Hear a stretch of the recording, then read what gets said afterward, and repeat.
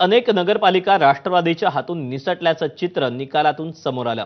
अनेक वर्ष राष्ट्रवादीची एकाती सत्ता असलेल्या श्रीवर्धन नगरपालिकेवर ठाकरेंच्या शिवसेनेचे उमेदवार अतुल चौगुलेंचा विजय झाला।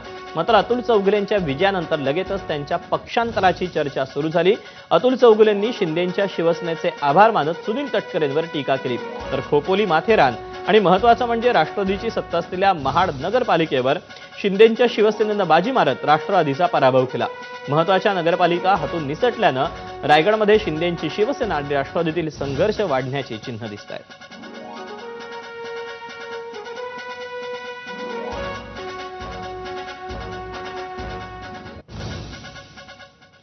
रायगडच्या निकालानंतर शिवसेनेच्या उदय सामंतांनी राष्ट्रवादीला डिवचलं। गोगावलेंनी दाखवून दिलं नॅपकिनमध्ये किती ताकद असते असा टोला त्यांनी तटकरेंना लगावला, तर सामंतांनी जबाबदारीनं बोलावा असा पलटवार सुनील तटकरेंनी केला। एखाद्याच्या वैयक्तिक गोष्टीवर टीका करणं हे किती महागात पडू शकतं। मी भरत शेठच्या बाबतीमध्ये सांगितलं, आमचा गरिबांचा शेठ म्हणजे भरत शेठ आहे आणि त्यांच्या नॅपकिनवर टीका झाली होती, पण त्यांचा नॅपकिन कसा चालतो हे त्यांनी महाडला सगळ्यांना दाखवून दिलेलं आहे। एवढंच मला त्यांना प्रेमाचा सल्ला द्यायचा आहे। आमच्या तालमीत तयार झालेले उदय सामंत नेतृत्व आहेत। आम्ही ज्यावेळेला रत्नागिरीचा पालकमंत्री होतो त्यावेळेला उदय सामंत रत्नागिरी जिल्हा युवक राष्ट्रवादी काँग्रेस पक्षाचे अध्यक्ष होते।